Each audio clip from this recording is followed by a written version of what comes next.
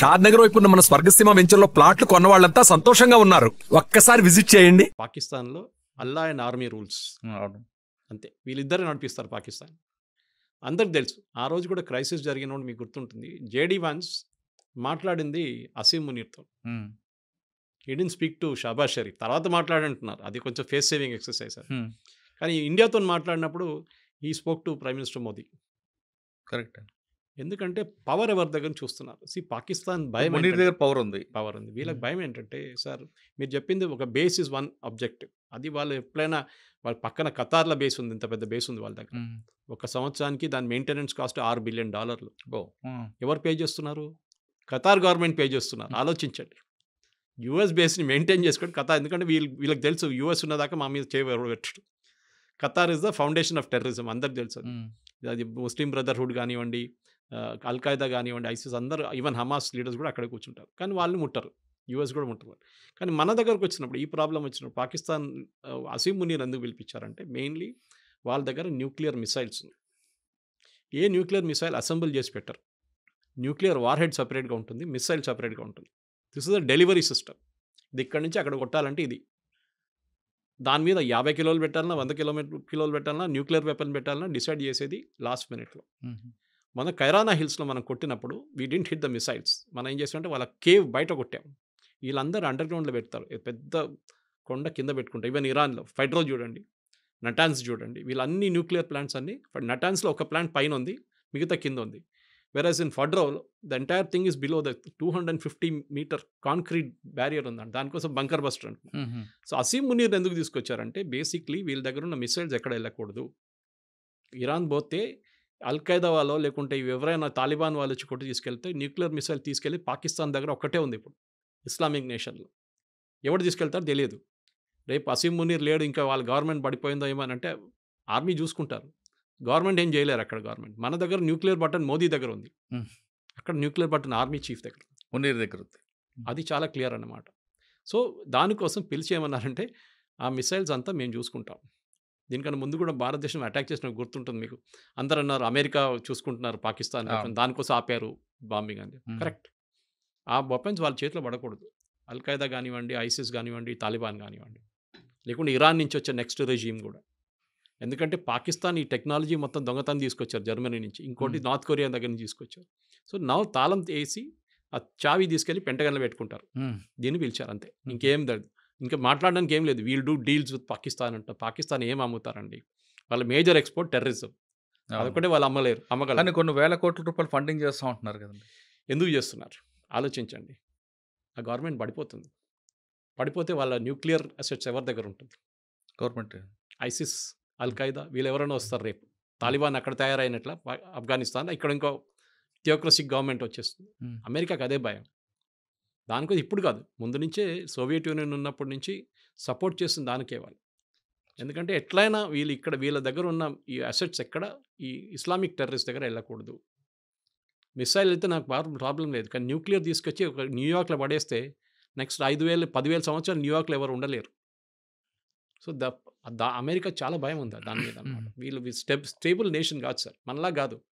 మన దగ్గర stable nation. మనం ఒక డెమోక్రటిక్ పార్టీ ఉంది, మన ఎలక్షన్ నడుస్తుంది, ఆర్మీ ఉన్నారు, ఎయిర్ ఫోర్స్, అంతా ప్రొఫెషనల్ సిస్టమ్. వాళ్ళ దగ్గర ప్రొఫెషనల్ కాదు. ఈ ఆర్మీ చీఫ్లు కానీ ఎయిర్ ఫోర్స్ చీఫ్ పాకిస్తాన్లో ఫస్ట్ రాగానే లండన్లో ఒక పెద్ద ఇల్లు తీసుకుంటాడు. వాళ్ళకి అమెరికా ఫండింగ్ ఎవరైనా ఇస్తారు దానికి. వాళ్ళ పిల్లల్ని ఆక్స్ఫర్డ్, కేంబ్రిడ్జ్ పంపిస్తారు, లేకుంటే MIT పంపిస్తారు. మీరు చూడండి, every Pakistani general from Yahya Khan to Pervez Musharraf to general Zia-ul Haq అందరు ఇదే చేశారు. మన దగ్గర ఉన్న కశ్మీరీ పొలిటీషియన్స్ కూడా ఇదే చేస్తారు. ఒమర్ అబ్దుల్లా, ఫారూక్ అబ్దుల్లాకి లండన్లో ఇల్లు ఉన్నాయి, పెద్ద ఇల్లు ఉన్నాయి. వాళ్ళ పిల్లలంతా బయట చదువుకున్నారు. సో వాళ్ళకి టెండెన్సీ ఉంది. అది దాన్ని కంట్రోల్ చేయడం మొత్తం US చేతిలో ఉందన్నమాట. ఇప్పుడు కాదు, ముందు నుంచి. That is exactly what Trump did. కొత్తది ఏం లేదు దాంట్లో. మోదీ గారిని పిలిచారు కదా డిన్నర్కి.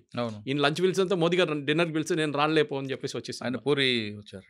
Ego problem. అరే నువ్వు వాన్ పిలుస్తున్నావు, మమ్మల్ని ఈక్వల్ చేస్తున్నావా? Is only an army chief. వాడు కావాలని చెప్పి వాడే మెడల్ వేసుకున్నాడు ఫీల్డ్ మార్షల్ అని చెప్పి.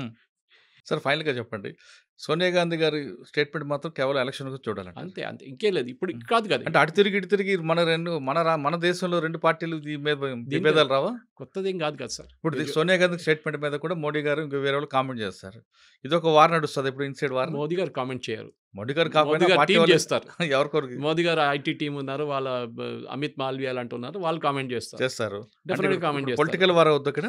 పొలిటికల్ అని కాదు, మీరు ముస్లిం ఓట్ కోసం చేస్తున్నారు, నేను ఎప్పుడు రాసిస్తాను నీకు ఆ ట్వీట్ ఏముంటుందని, మీరు ముస్లిం ఓట్ల కోసం చేస్తున్నారు, మీరు అసలు దాని కానీ ఇరాన్తో ఉన్న రిలేషన్షిప్లో ఇప్పుడు బీజేపీ ఒఫీషియల్గా ఏం మాట్లాడరు, బికాస్ వాళ్ళకి తెలియదు ఈ గవర్నమెంట్ ఉంటుందో పోతుందో అని. అచ్చా. పోతే ప్రాబ్లం లేదు, ఉంటే మనకు ఆ పోర్ట్ కావాలి, చబార్ పోర్ట్, పెద్ద అవును. ప్రాబ్లం అవుతుంది మనకి. Next third is oil. మన ఇరాన్ దగ్గర నుంచి బ్యాన్ పెట్టే ముందు యూఎస్ బ్యాన్ పెట్టేదాకా మన ఆయిల్ వాళ్ళ దగ్గర కొంటుండే, అది కూడా రూపీ పేమెంట్లో, ఎందుకంటే మొత్తం బ్యాంకింగ్ సిస్టమ్ నుంచి బ్యాన్ చేసి పడేశారు యూఎస్. సో రూపీ పేమెంట్ ఇచ్చి మనం తెచ్చుకున్నాం. దాని తర్వాత బియ్యం తీసుకున్నారు మన దగ్గర నుంచి, బియ్యం తీసుకొని నువ్వు మనకు క్రూడ్ ఆయిల్ ఇచ్చారు. సార్ ఇప్పుడు ఈ వార్ చూస్తుంటే కొంతకాలం ఎప్పటికైనా ఆగే కనిపిస్తుందా, లేదంటే దీనివల్ల ఇంకొంచెం ముందుకెళ్ళే అవకాశం ఉందా? అల్టిమేట్గా ఏమైనా ఫ్యూల్ రేట్ పెరిగే అవకాశం ఉంటుంది? క్రూడ్ ఆయిల్ రేట్ ఎప్పుడు పెరగదండి. ఒకటి, క్రూడ్ ఆయిల్ ఎప్పుడు రేపటికొసి వాళ్ళు కొనం మనం, ఒక ఇయర్లీ కాంట్రాక్ట్ ఉంటుంది, ఓకే, అది మొత్తం మన 1 yearకి కాంట్రాక్ట్ సైన్ చేసుకుంటాం. అది ఎవరైనా ఉన్నాయి, సౌదీ అరామ్కోతోనో లేకుంటే వెనిజువేలాతోనో, ఇప్పుడు యూఎస్ వాళ్ళు కూడా సప్లై చేస్తున్నారు మనకి. ఇరాన్ మన దగ్గర ఐ థింక్ మనం లెస్ దాన్ అసలు కొనట్లేదు ఇరాన్ దగ్గర నుంచి, బ్యాన్ ఉన్న దానికి. ప్రాబ్లం ఎక్కడ వస్తుందంటే స్ట్రేట్ ఆఫ్ హార్మూజ్ అని ఉంది, మీరు చూసుంటారు, ఆ ఇరాన్ పక్క నుంచి ఇరాక్ పక్క నుంచి వచ్చే ఒక స్ట్రేట్ ఆఫ్ హార్మూజ్ ఉంది, చిన్న వాటర్వే.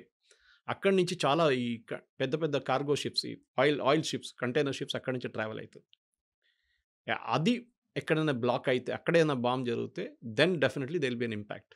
కానీ మన దగ్గర స్ట్రాటజిక్ ఆయిల్ రిజర్వ్స్ అని మోదీ గారు గవర్నమెంట్ వచ్చేకన్నా ముందు మన్మోహన్ సింగ్ గవర్నమెంట్ నుంచి స్టార్ట్ చేశారు, మోదీ గవర్నమెంట్ తర్వాత ఇంప్లిమెంట్ చేస్తారు. స్ట్రాటజిక్ ఆయిల్ రిజర్వ్స్ ఏంటంటే మనకు ఒకటి వైజాగ్ వైపు ఒకటి, లొకేషన్ చెప్పట్లేదు గవర్నమెంట్, ఇంకోటి మ్యాంగ్లూర్ వైపు ఒకటి పెద్ద రిజర్వ్ ఉంది అండర్ గ్రౌండ్.